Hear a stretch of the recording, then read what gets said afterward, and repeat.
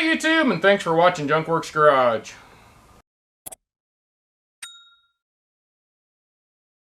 I just got done changing all the different fluids in that thing. And depending on what you watched, I'm going to have all the rest on my Razor playlist in my channel. And here we are on the back side in the rear end gear.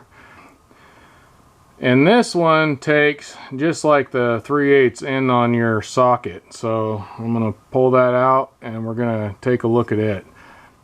And this is on the passenger side as well. And I got my tool I would have yet again, and a longest extension that comes in that kit. Now I got my tool here that's in the kit, and we're going to see if this will work for it. Oh yeah, that was just right, if not a little bit loose actually, but close enough.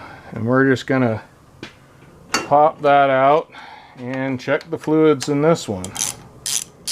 That looks alright. It actually doesn't look too bad, but I don't see any actual fluids down there. There is. I got some.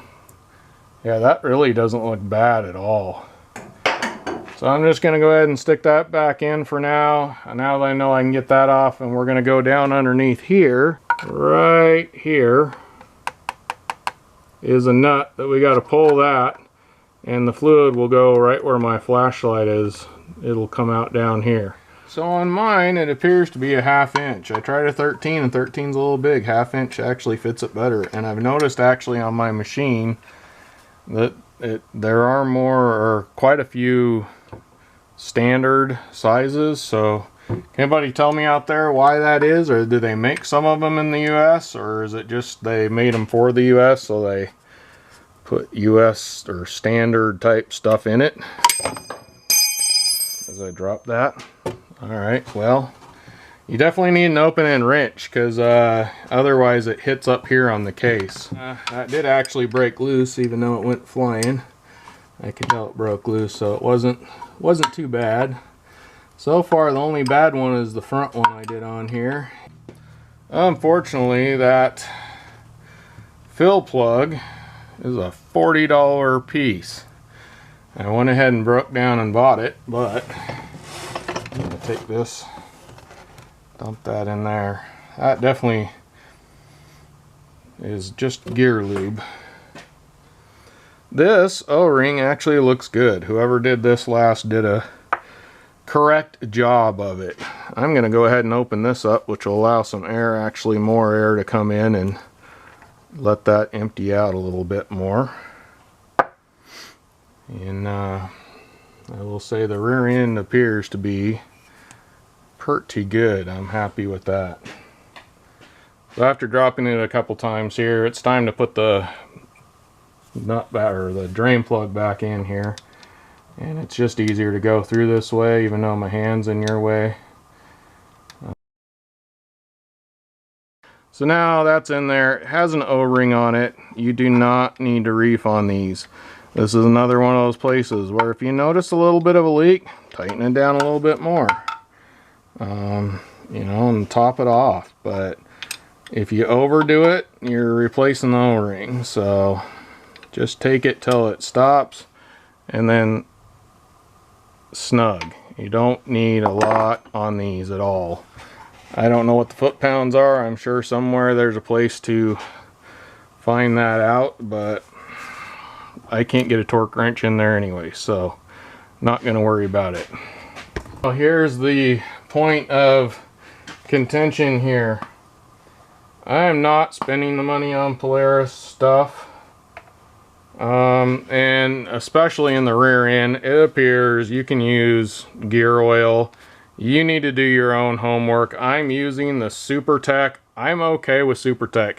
I've seen a lot of stuff on this, and both just people doing stuff, doing some different testing, as well as some testing that was done by, you know, independent testers, and this stuff's not bad at all. It's meets or exceeds anything that you know it's supposed to do. Now, should this have this in it?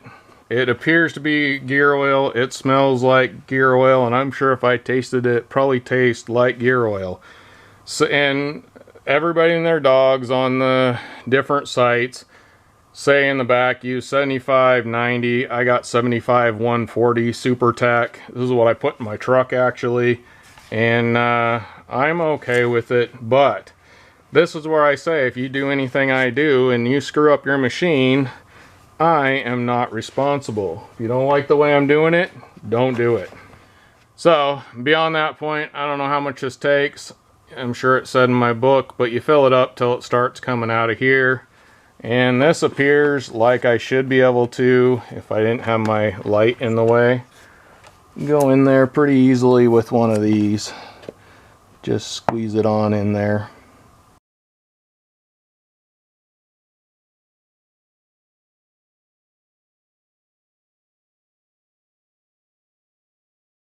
Okay, and there we go. It is now dripping out of the top. And I'm going to let that go for a little while. A lot of people tend to just put it right back in, and really, technically, usually anyway, on most things like this, you actually want it slightly below the top, but you're probably not going to hurt anything. Yet again, you're responsible for your own information on this, what you use and how you use it. And we're going to throw that in. We have an O-ring on here, so we're just snugging it. It does not need to be tight.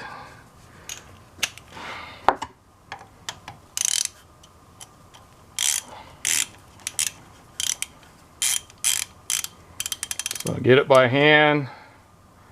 Now it just kind of stopped. I'm going to give it a little bit. That's all she wrote right there. Yet again, if I see leaking, I'll probably change the O-ring on that because it shouldn't leak, but that probably means the O-ring's no good. So now I'm done with that, I'm going to go ahead and hose down this right here.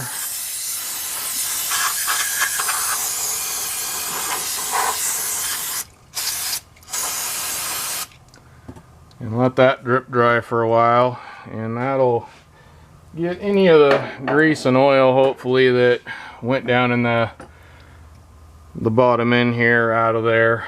There's all the fluids in this rig, so hopefully you enjoyed that. Yet again, separating these videos. So depending on whatever fluid you just watched, I got every other one on my playlist in my Razor playlist, so go check that out on my channel.